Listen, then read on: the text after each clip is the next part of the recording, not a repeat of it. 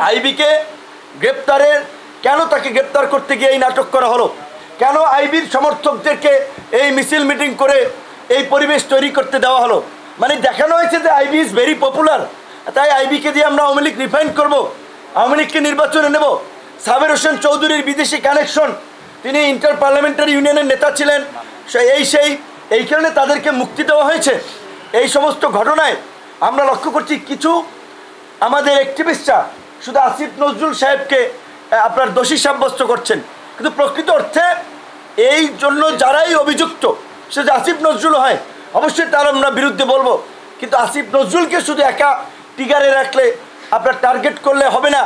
প্রকৃত অর্থে যারা এই আওয়ামী পুনর্বাসনে জড়িত, গণহত্যাকারীদের রক্ষায় জড়িত, এই আওয়ামী লীগের দোসরদের ব্যবসা বাণিজ্য এখনও টিকিয়ে রেখেছে, কোন কোন উপদেষ্টা আমাদেরকে খুঁজে বের করতে হবে, তাদের বিরুদ্ধে আমাদেরকে নামতে হবে।